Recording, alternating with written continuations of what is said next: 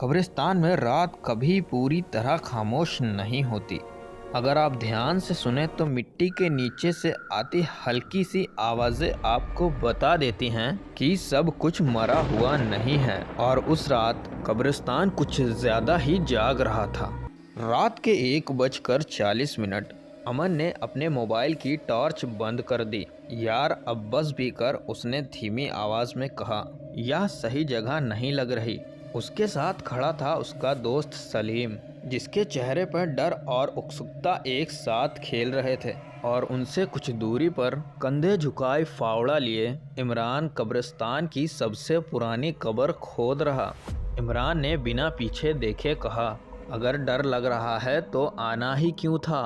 सलीम ने हंसी में बात को टाल दिया। डर नहीं, बस क्यूरोसिटी थी। इमरान रुक गया और धीरे से बोला, क्यूरोसिटी ही यहाँ सबसे ज़्यादा लोगों को लाती है और सबसे ज़्यादा कम लोगों को वापस ले जाती है। तीनों एक नई कब्र के पास खड़े थे।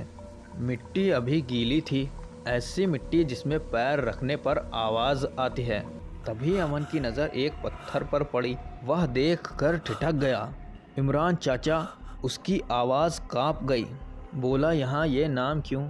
पत्थर पर उकेरे हुए नाम दिख रहे थे, इमरान, अमन, सलीम और चौथी लाइन खाली। तभी सलीम ने कब्र को ध्यान से देखा। सोचा 3 कब्र पर 4 लाइनें क्यों हैं। तभी इमरान का हाथ फावड़े पर कस गया। उसने गहरी सांस ली, क्योंकि यह तीसरी कब्र है और चौथा नाम अभी तय नहीं हुआ। तभी अचानक हवा ठंडी हो गई, ऐसी ठंड जो सिर्फ शरीर में नहीं हड्डियों तक उतर जाती है। अमन ने घबरा कर पूछा, मतलब? इमरान ने कब्रिस्तान की अंधेरी कतारों की तरफ देखा और बोला, इस कब्रिस्तान में एक रिवाज है, जब 3 लोग रात में आखिरी कब्र के पास खड़े होते हैं तो चौथा नाम खुद उभरता है।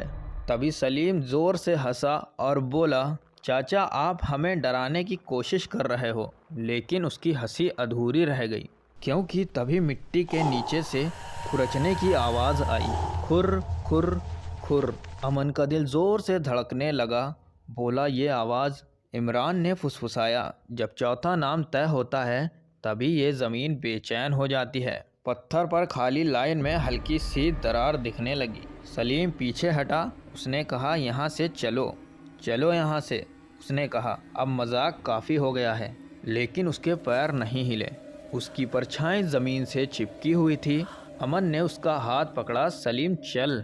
और परछाई बिल्कुल हिली नहीं। पत्थर पर कुछ उभरने लगा, धीरे धीरे स्पष्ट गहरे अक्षरों में, सलीम। सलीम की चीख गले में अटक गई। उसकी आंखें फैल गईं। बोला, नहीं नहीं, ये झूठ है। इमरान ने सर झुका लिया और बोला, अब सिर्फ एक ही बच सकता है। हवा तेज चलने लगी। कब्रिस्तान के सूखे पेड़ कराहने लगे। तभी जमीन के नीचे से हाथ उभरने लगे। अमन ने पीछे मुड़कर भागना चाहा, लेकिन उसकी टांगें शून्य थीं। सलीम की आवाज़ आई, अमन मुझे अकेला मत छोड़ना। लेकिन तभी ज़मीन ने सलीम को अपनी तरफ खींच लिया और मिट्टी भरती चली गई, आवाज़ें दबती चली गईं और फिर सब कुछ शांत हो गया। सुबह की अजान के साथ कब्रिस्तान में हल्की रोशनी फैल गई। गांव वाले इकट्ठा थे। अब वहां पर 4 कब्रें थी, 3 पुरानी और एक नई। नई कब्र के पत्थर पे लिखा था सलीम। इमरान दूर खड़ा होकर ये सब देख रहा था। तभी किसी ने पूछा, अमन कहाँ है? इमरान ने कुछ नहीं कहा। वह बस तीसरी कब्र की तरफ देख रहा, जहाँ एक नया पत्थर लगाया जा रहा था। उस पर 4 लाइनें थी, 3 भरी हुई थी और एक खाली। हवा फिर से चलने लगी और उस खाली जगह में धीरे धीरे नाम उभरने लगा, इमरान। इमरान की उंगलियों से फावड़ा गिर गया। कब्रिस्तान फिर जाग रहा था।